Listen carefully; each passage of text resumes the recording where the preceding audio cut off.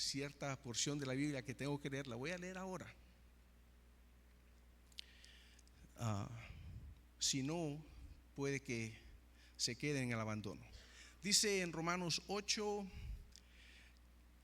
comenzando en el versículo 12, solo son 3 versículos, dice: por tanto, hermanos, tenemos una obligación, pero no es la de vivir conforme a la naturaleza pecaminosa, porque si ustedes viven conforme a ella, morirán. Pero si por medio del Espíritu dan muerte a los malos hábitos del cuerpo, vivirán. Porque todos los que son guiados por el Espíritu de Dios son hijos de Dios.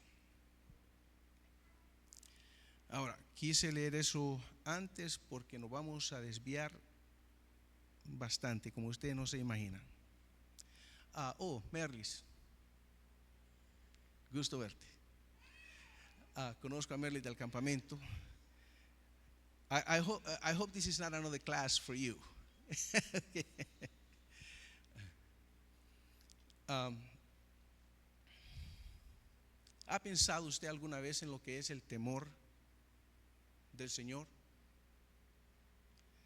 Tenemos un indicio de esto en el libro de Proverbios. La Biblia nos dice que el temor del Señor es el principio del conocimiento. Quería decirles eso porque tengo una historia que nos puede aterrorizar hasta cierto punto, pero creo que si la tomamos levemente, vamos a sacar mucho de ella hoy día. Alguien, levante su mano si usted ha escuchado una historia en la Biblia que habla de cierto profeta que confrontó a más de 400 profetas de un Dios falso y los humilló completamente. Conocen esa historia, ¿verdad? ¿Saben que hay una historia que supera ese evento?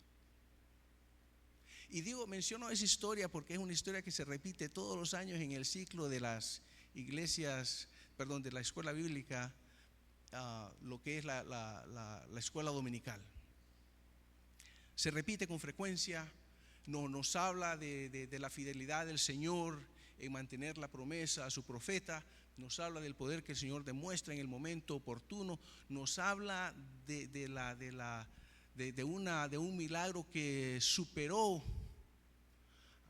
algo que parecía imposible, ya que el altar sobre el cual esto sucedió, dice que el profeta mandó no solamente que se hiciera de tal forma tan exagerado, pero que mandó que se hiciera una zanja alrededor y después que se le llenara de agua, que se le echara agua al altar, porque Dios iba a hacer tal milagro que aún eso no era nada para el Señor. Y cuando uno escucha esa historia, uno se queda asombrado. A mí me asombra esa historia. Mas sin embargo, hay una historia que se parece en cuanto a la cantidad, al poder, a los números. Y les pido que le pongan atención a los números, por favor. Pero que es algo que me tocó el corazón hace más de un año. Y yo leo esa historia y me quedo completamente asombrado.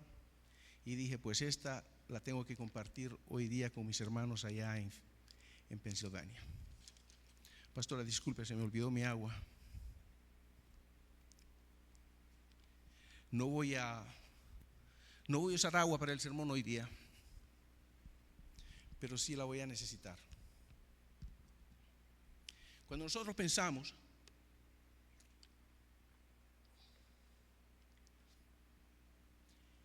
en lo que es la gloria del Señor, lo que es la santidad del Señor, créame que cualquier cosa que pensemos nos vamos a quedar siempre cortos. Y espero hoy día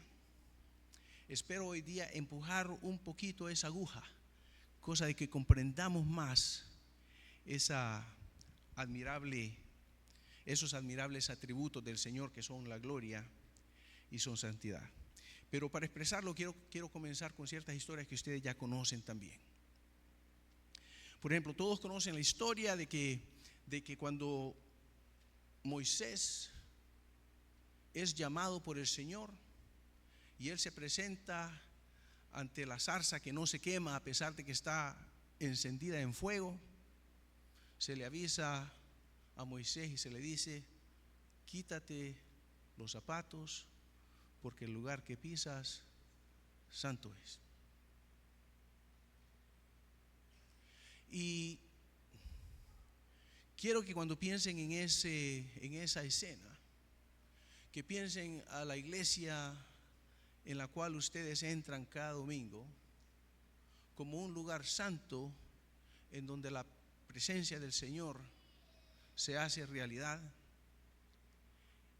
y se puede hacer una realidad milagrosa en su vida si usted aprecia y aprende a verlo al Señor por la gloria y la santidad que Él posee. Piensen en eso nada más. Llega usted aquí al templo, cualquier problema que usted traiga en su cabeza, déjelo allá afuera. Cuando pase por esa puerta, inmediatamente apague su teléfono, porque eso ya es una distracción.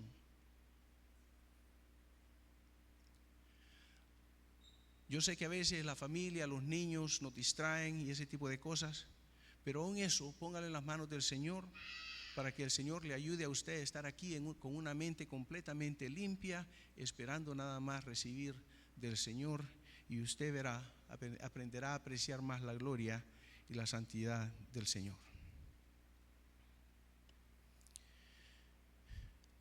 Pienso en otra historia que también se relaciona a lo que yo le voy a leer hoy día, y es que el rey David se hizo todo un palacio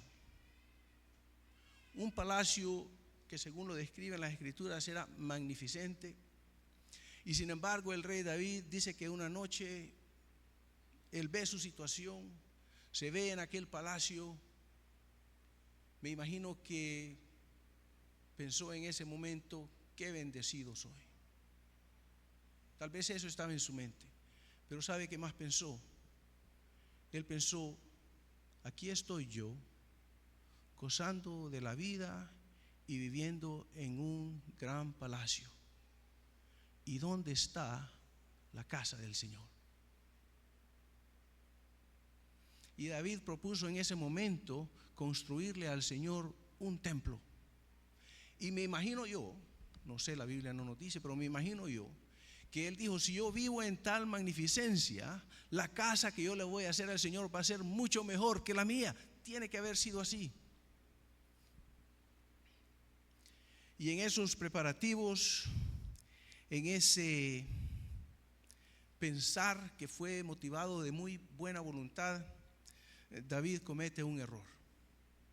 Él manda a traer el arca del Señor, y la Biblia nos cuenta que, la ley del Señor prescribe que hay ciertas cosas que se tienen que hacer para transportar el arca del Señor, y David, completamente ignorante de eso, no sigue esas reglas, y las personas que estaban transportando el arca mueren.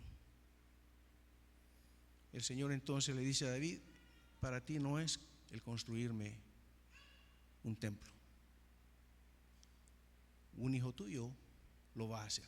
Y es a ese momento que los quiero yo traer hoy día. No sé si ustedes habrán leído esta porción de la Biblia. Hay partes de la Biblia que no se estudian con frecuencia. A mí personalmente me gusta estudiar las cosas más raras que encuentro en la Biblia. Entre más raras, más me gustan. Y en algún momento encontré esta porción de la Biblia. La he leído varias veces, pero hace un año, comenzando el culto, yo dirijo los cultos de mi iglesia, y siempre hago el anuncio de que por favor apaguen su celular. Buenos días, hermanos, bienvenidos todos.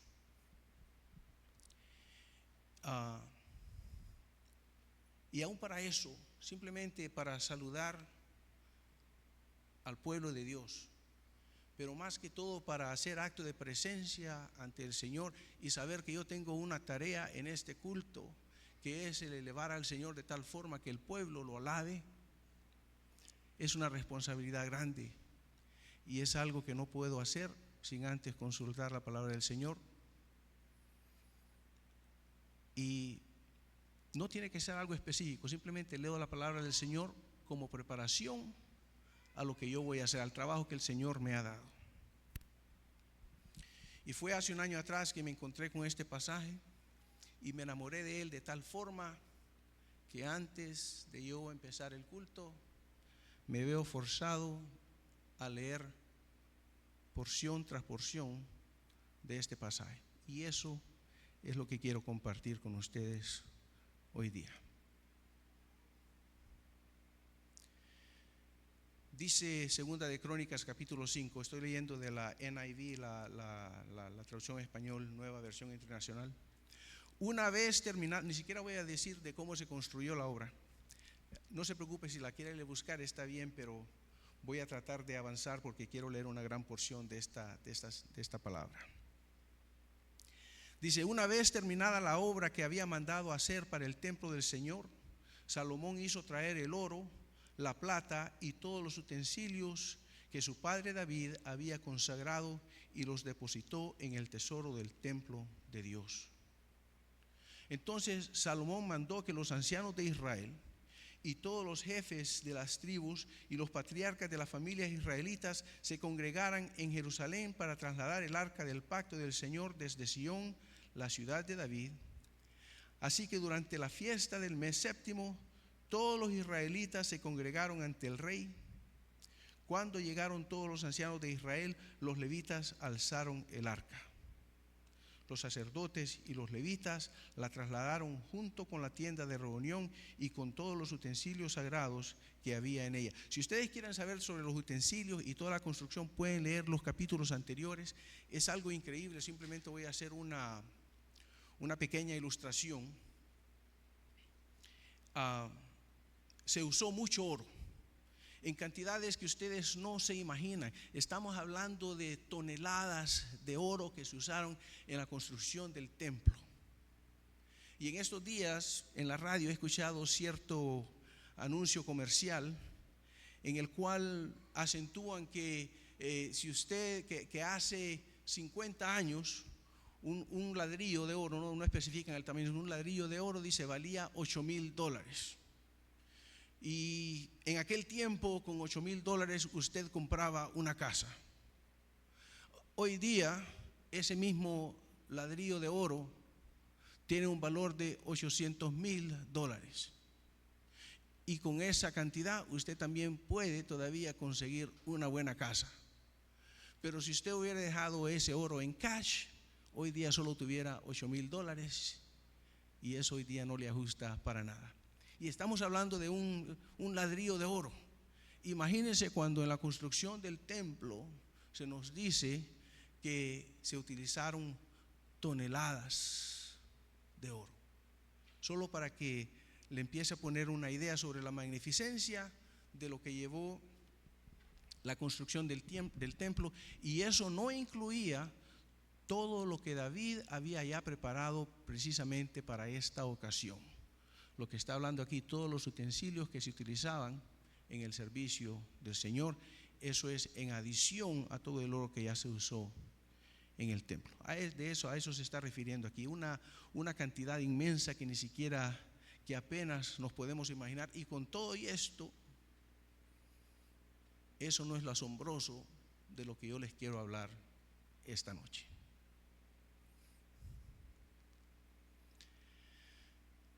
El rey Salomón y toda la asamblea de Israel reunida delante del arca santificaron ovejas y bueyes en tal cantidad que fue imposible llevar la cuenta.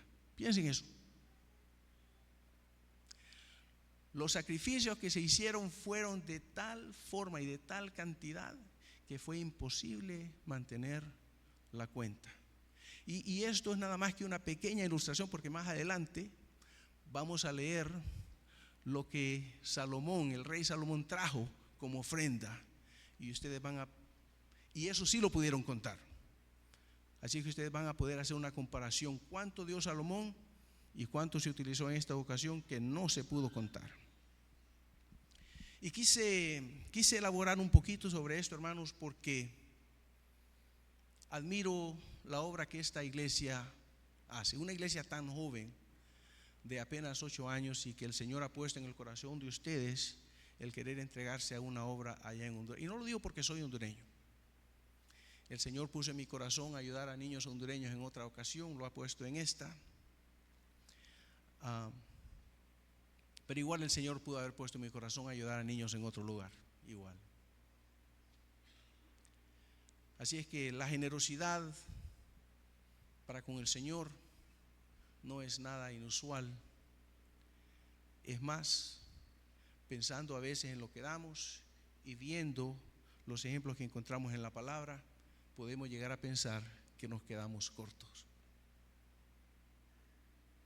El rey David se le conoce por haber dicho que él no daría al Señor una ofrenda que a él no le costara. Piensen eso. Y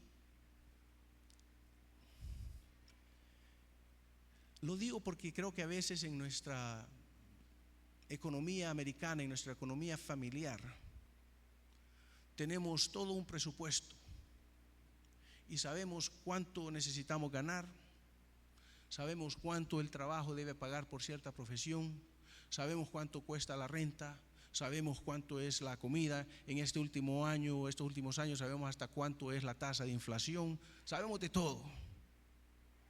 Y tal vez todas esas cosas nos pueden llevar a pensar o nos pueden llevar a olvidar que tenemos una obligación seria para con el Señor. Así que los admiro a ustedes, les felicito, y que el Señor siga poniendo en su corazón el ser generosos para la obra del Señor. Continúo. Los sacerdotes llevaron el arca del pacto del Señor a su lugar. Perdón, voy a saltar una porción porque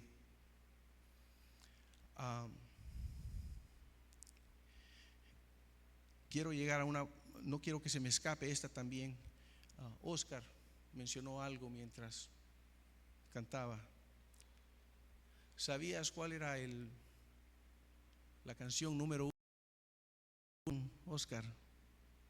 Si no la sabes, mira el versículo 13 del capítulo 5, dice: y cuando tocaron y cantaron al unísono, el Señor es bueno, su gran amor perdura para siempre. Ese es un título. Esa era la canción de moda en ese tiempo. Y te lo digo porque la vas a escuchar nuevamente otra vez. Así que mantengan cuenta de los números para que sepan de qué forma ofrendó Salomón y el pueblo, y de cuán popular era esta canción: el Señor es bueno, su amor perdura para siempre. Continúo leyendo. Una nube cubrió el templo del Señor. Por causa de la nube, los sacerdotes no pudieron celebrar el culto, pues la gloria del Señor había llenado el templo. Imagínense, están en medio de una celebración, han traído el arca del Señor al templo, y el Señor inmediatamente cubre aquel lugar con una nube, y no sé si es por temor, no tengo idea, la Biblia no nos dice, pero los sacerdotes concluyen que en ese momento no pueden continuar con el servicio. La presencia del Señor, me imagino que es algo similar a cuando Moisés pasaba tiempo con el Señor, y dice que la gloria del Señor se le pegaba tanto a Moisés que venía echando brillo, que los israelitas le pidieron a Moisés: cúbrete el rostro y cúbrete las manos, porque no podemos resistir la presencia del Señor como tú. Pues aquí ellos, haciendo estos preparativos para inaugurar el templo del Señor, el Señor aparece en una nube y ellos no pueden continuar. Ok, aquí voy a continuar sin interrupción. Entonces Salomón declaró: Señor, tú has dicho que habitarías en la oscuridad de una nube, y yo te he construido un excelso templo, un lugar donde habites para siempre. Luego se puso de frente para bendecir a toda la asamblea de Israel que estaba allí en pie, y dijo: bendito sea el Señor Dios de Israel, que con su mano ha cumplido ahora lo que con su boca le había prometido a mi padre David cuando le dijo: desde el día en que saqué de la tierra de Egipto a mi pueblo, no elegí a ninguna ciudad de las tribus de Israel para que en ella se me construyera un templo donde yo habitara, ni elegí a nadie para que gobernara a mi pueblo Israel. Más bien elegí a Israel para habitar en ella, y a David para que gobernara a mi pueblo Israel. Pues bien, mi padre David tuvo mucho interés en construir un templo en honor del Señor, Dios de Israel, pero el Señor le dijo: me agrada que te hayas interesado en construir un templo en mi honor. Sin embargo, no serás tú quien me lo construya, sino un hijo de tus entrañas. Él será quien construya el templo en mi honor. Ahora el Señor ha cumplido su promesa, tal como lo prometió. Ha sucedido a mi padre David el trono de Israel, y he construido el templo en honor del Señor, Dios de Israel. Ahí he colocado el arca, en la cual está el pacto que el Señor hizo con los israelitas. No, piensen nada más en esto. Él acaba de decir esto en frente de la congregación. Es como decir, si este es el templo, él estaba al frente de la congregación. Ahora va a ser algo distinto. Dice: a continuación, Salomón se puso ante el altar del Señor, y en presencia de toda la asamblea de Israel extendió sus manos. Había mandado construir y colocar en medio del atrio una plataforma de bronce cuadrada que medía 2 metros y 25 centímetros por lado y 1 metro con 35 centímetros de alto. Ahí, sobre la plataforma, se arrodilló y extendió las manos al cielo. Y extendiendo las manos al cielo, oró así: Señor, Dios de Israel, no hay Dios como tú en el cielo ni en la tierra, pues tú cumples tu pacto de amor con quienes te sirven y te siguen de todo corazón. Has llevado a cabo lo que dijiste a tu siervo David, mi padre, y este día has cumplido con tu mano lo que con tu boca prometiste. Solo una pequeña nota: este día su iglesia cumple 8 años. Yo no sabía, la pastora me dijo que estaban celebrando el aniversario, pero fue nada más cuando entré que ella me dijo: hoy día es la fecha. Y eso puso algo en mi corazón muy tierno. Y wow. Y para eso me dijo el Señor que yo leyera esto hoy día. Qué bendición tan grande. Y ahora, Señor Dios de Israel, cumple también la promesa que le hiciste a tu siervo, mi padre David, cuando le dijiste: si tus hijos observan una buena conducta, viviendo de acuerdo con mi ley como tú lo has hecho, nunca te faltará un descendiente que ocupe el trono de Israel en mi presencia.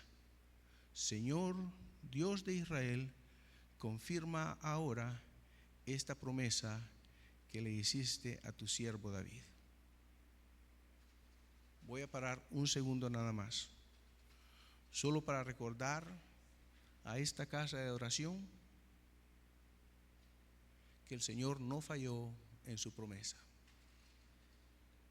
Si bien Salomón en sus últimos días le podremos encontrar muchas deficiencias, y si bien siglos más tarde el pueblo de Israel cae y es llevado al cautiverio en Babilonia, la promesa del Señor que siempre habría un descendiente en su casa continúa hasta hoy día, porque el Señor Jesucristo es el Hijo prometido del Señor, de esa descendencia davínica, como nosotros ya sabemos. Así es que no se olviden de eso. Continúa Salomón: pero será posible que tú, Dios mío, habites en la tierra con la humanidad.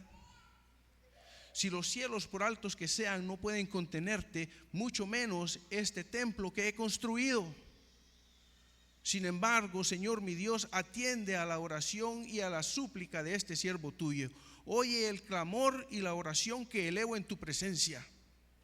Que tus ojos estén abiertos día y noche sobre este templo, el lugar donde decidiste habitar, para que oigas la oración que tu siervo eleva a ti. Oye las súplicas de tu siervo y de tu pueblo Israel cuando oren en este lugar. Oye desde el cielo donde habitas, escucha y perdona. Si alguien peca contra su prójimo y se le exige venir a este templo para jurar delante de tu altar, óyelo tú desde el cielo y juzga a tu siervo, condena al culpable y haz que reciba su merecido. Absuelve al inocente y vindícalo por su rectitud. Si tu pueblo Israel es derrotado por el enemigo, por haber pecado contra ti, y luego se vuelve a ti para honrar tu nombre y ora y te suplica en este templo, óyelo tú desde el cielo y perdona su pecado y hazlo regresar a la tierra que le diste a ellos y a sus antepasados. Cuando tu pueblo peque contra ti y tú lo aflijas cerrando el cielo para que no llueva, y luego ellos oran en este lugar y honran tu nombre y se arrepienten de su pecado, óyelos tú desde el cielo y perdona el pecado de tus siervos, de tu pueblo Israel. Guíalos para que sigan el buen camino y envía la lluvia sobre esta tierra que es tuya, pues tú se la diste a tu pueblo por herencia. Cuando en el país haya hambre, peste, sequía o plagas de langosta o saltamontes en los sembrados, o cuando el enemigo sitie alguna de nuestras ciudades, en fin, cuando venga cualquier calamidad o enfermedad, si luego en su dolor cada israelita, consciente de su culpa, extiende sus manos hacia el templo y ora y suplica, óyelo desde el cielo donde habitas y perdónale. Págale a cada uno según su conducta, la cual tú conoces, puesto que solo tú escudriñas el corazón humano. Así todos tendrán temor de ti y andarán en tus caminos mientras vivan en la tierra que les diste a nuestros antepasados. Trata de igual manera al extranjero que no pertenece a tu pueblo Israel, pero que, atraído por tu gran fama y por tus despliegues de fuerza y poder, ha venido de lejanas tierras. Cuando ese extranjero venga y ore en este templo, óyelo tú desde el cielo donde habitas y concédele cualquier petición que te haga. Así todos los pueblos de la tierra conocerán tu nombre, y al igual que tu pueblo Israel tendrán temor de ti y comprenderán que en este templo que he construido se invoca el nombre del Señor. Voy a hacer otra nota aparte. Hace muchos años escuché a un predicador que dijo algo que me impactó bastante. Una enseñanza sencilla,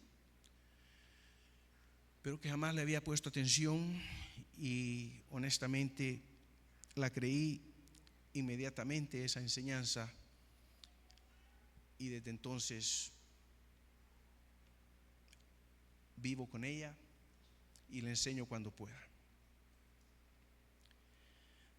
Ahora, ustedes tienen aquí una gran líder, es el pastor de la iglesia, ustedes son su rebaño, y sigan la enseñanza de ella, pero les expreso lo que el Señor me enseñó a mí. El pastor preguntó si será correcto que un hijo de Dios invoque el nombre del Señor. En los tiempos del Antiguo Testamento el Espíritu Santo no había descendido, no hacía presencia entre los hombres, no habitaba el corazón de los hijos de Dios, y por tanto era necesario invocar el nombre del Señor, y la presencia del Señor se hacía conocer. Nos enseña la Biblia que mientras en el desierto los israelitas se beneficiaban de calor y luz en la noche a través del fuego que los acompañaba, y durante el día gozaban de sombra a razón de la nube en la cual el Señor se presentaba ante ellos. Pero hoy día nosotros tenemos el Espíritu Santo en nuestro corazón. Pregunte, ¿necesito yo pedirle al Señor que haga presencia en este santo lugar? Y esto va al corazón del mensaje que les traigo hoy día. Si usted es un hijo de Dios, el Espíritu Santo ya mora en su vida, ya está ahí. Mantenga eso en mente para más tarde. Cuando saques a tu pueblo para combatir a sus enemigos, sea donde sea, si el pueblo ora a ti y dirige la mirada hacia esta ciudad que has escogido, hacia el templo que he construido en tu honor, oye tú desde el cielo su oración y su súplica y defiende su causa. No hay ser humano que no peque. Si tu pueblo peca contra ti y tú te enojas con ellos y los entregas al enemigo para que se los lleven cautivos a otro país lejano o cercano, y si desde el destierro en el país de los vencedores se arrepienten y se vuelven a ti y honran y oran a ti diciendo: somos culpables, hemos pecado, hemos hecho lo malo.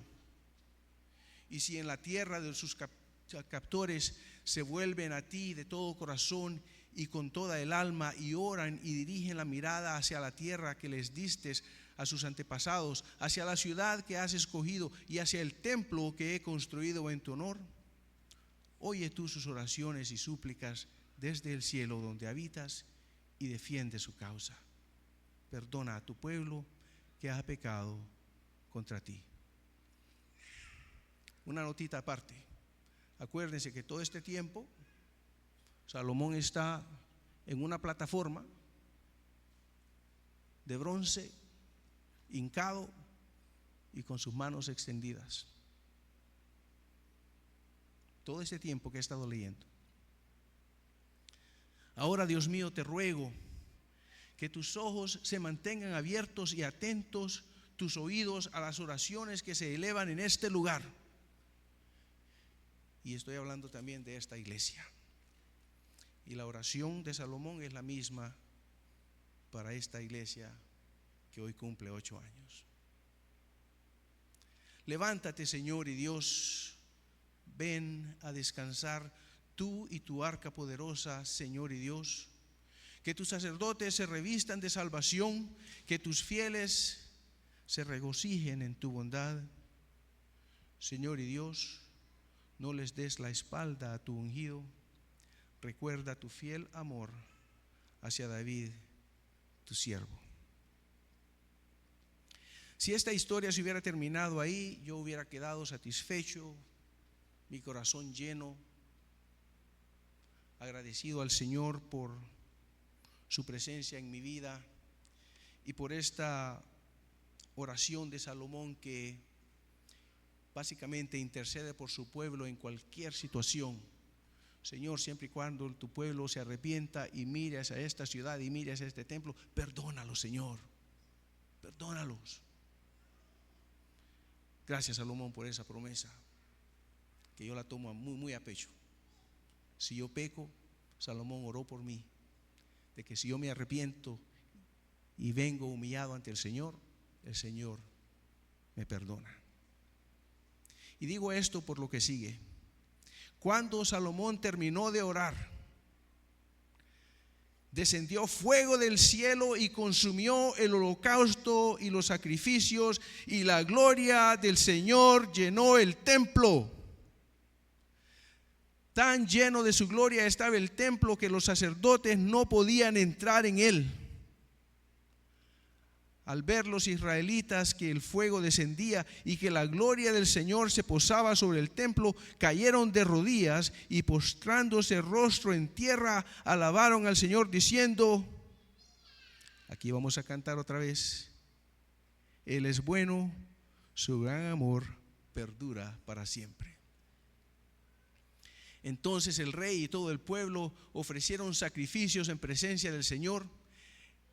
Números. El rey Salomón ofreció 22,000 bueyes y 120,000 ovejas. Así fue como el rey y todo el pueblo dedicaron el templo de Dios. Los sacerdotes estaban de pie en sus puestos. Los levitas tocaban los instrumentos musicales que el rey David había hecho para alabar al Señor y con los cuales cantaba: su gran amor perdura para siempre. Los sacerdotes tocaban las trompetas frente a los levitas y todo Israel permanecía en pie. Salomón también consagró la parte central del atrio que está al frente del templo del Señor, y ahí presentó los holocaustos de la grasa y de los sacrificios de comunión, ya que en el altar de bronce que hizo Salomón no había espacio para todos los holocaustos de grasa y las ofrendas de cereales. En aquella ocasión Salomón y todo Israel celebraron la fiesta durante 7 días. Era una inmensa asamblea que había cubrido todo el lugar desde Lebo-Yamat hasta el río de Egipto. Al 8º día tuvieron una asamblea solemne, pero habían celebrado la consagración del altar durante 7 días y la fiesta durante 7 días más. El día 23 del mes séptimo, Salomón envió al pueblo a sus casas y ellos regresaron contentos y llenos de alegría por el bien que el Señor había hecho en favor de David, de Salomón y de su pueblo. Yo podría decir aquí termina esta historia y nuevamente estoy satisfecho. Si he leído hasta aquí y esto es lo que el Señor ha hecho en aquel día tan glorioso para el pueblo de Israel y para su templo, estoy satisfecho, pero la historia no termina ahí. Sigue: cuando Salomón terminó el templo del Señor y el palacio real, llevando a feliz término todo lo que se había propuesto hacer en ellos, el Señor se le apareció una noche y le dijo: he escuchado tu oración y he escogido este templo para que en él se me ofrezcan sacrificios. Hermano y hermanas, los interrumpo un segundo nada más para decirle: el Señor ha escogido esta casa de adoración para ustedes. Y si bien hoy día cumple 8 años, hay toda una vida en la cual esta obra puede continuar. Porque esta es la casa del Señor y esta es la obra del Señor. Y aún el día en que el Señor lo llame a su presencia, esta obra puede continuar. Porque esta obra no es suya, esta es la obra del Señor. Así es que de la misma forma que el Señor ha escuchado la oración de Salomón, escucha también la oración suya en esta casa de adoración. Unos versículos más. Cuando yo cierre los cielos, esto es hablando, el Señor hablando nuevamente. Cuando yo cierre los cielos para que no llueva, y le ordene a la langosta que devore la tierra, o envíe pestes sobre mi pueblo, si mi pueblo que lleva mi nombre se humilla y ora y me busca y abandona su mala conducta, yo lo escucharé desde el cielo, perdonaré su pecado y restauraré la tierra. Mantendré abiertos mis ojos y atentos mis oídos a las oraciones que se eleven en este lugar. Desde ahora y para siempre escojo y consagro este templo para habitar en él. Mis ojos y mi corazón siempre estarán ahí. Hermanos, si bien este fue el discurso y la oración de Salomón en aquel día tan glorioso en que se inauguró el templo del Señor, estas mismas palabras quiero dejarlas aquí en esta casa de adoración para ustedes. esta es casa del Señor. Que se adore al Señor aquí por siempre. Y que su pueblo venga y busque en Él perdón y que reciba aquí justificación por su pecado, porque de lo que la sangre de Jesús cubre, nadie puede eliminar ese sacrificio. Ahora,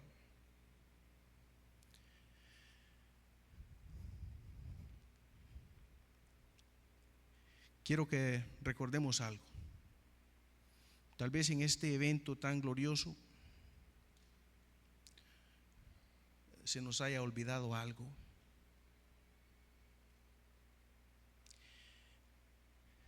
Y ese algo es que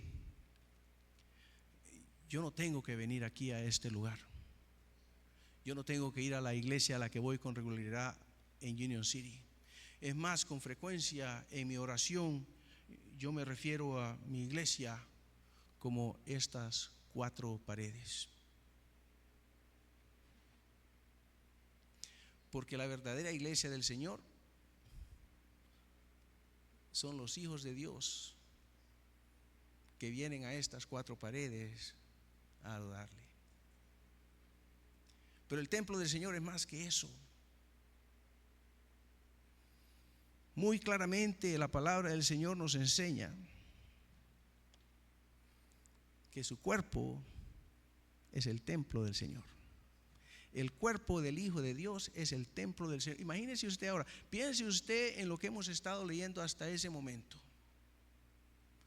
Salomón se maravilla y le dice al Señor: Señor, a ti ni el universo puede contenerte. ¿Cómo tú vas a habitar en esta casa que te he hecho? Y se refiere a esa casa como una obra excelsa. Y con todo eso dice: ¿cómo vas a habitar tú aquí? Sin embargo, hermanos, la Biblia nos dice que cuando una persona viene al conocimiento del Señor, Dios mismo, en la persona del Espíritu Santo, viene y habita en el corazón de esa persona. Usted es el templo del Señor. Por tanto, hermanos, tenemos una obligación, pero no es la de vivir conforme a la naturaleza pecaminosa, porque si ustedes viven conforme a ella, morirán. Pero si por medio del Espíritu dan muerte a los malos hábitos del cuerpo, vivirán, porque todos los que son guiados por el Espíritu de Dios son hijos de Dios. Romanos 8, del 12 al 14. Hermanos, que el Señor les bendiga y que Dios siga bendiciendo esta casa de adoración.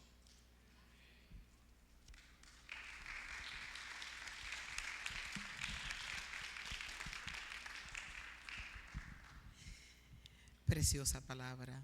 Bendecimos a nuestro hermano Oscar, que vino a recordarnos. Yo quisiera que esta noche, tomando en consideración este pasaje que a mí me hace llorar, porque fue un pasaje que el Señor me ministró a mí en Honduras. Hubo una ocasión donde lo he contado, creo que lo conté una vez. Yo estaba en la marquesina de la casa, en el driveway de la casa, mirando hacia afuera, y sentía como Dios me amonestaba porque habíamos trabajado mucho en la casa y a Él no le habían hecho un lugar. Yo me quedé tan impactada por eso, porque sentía que era Él que me estaba diciendo eso. Y al otro día en la mañana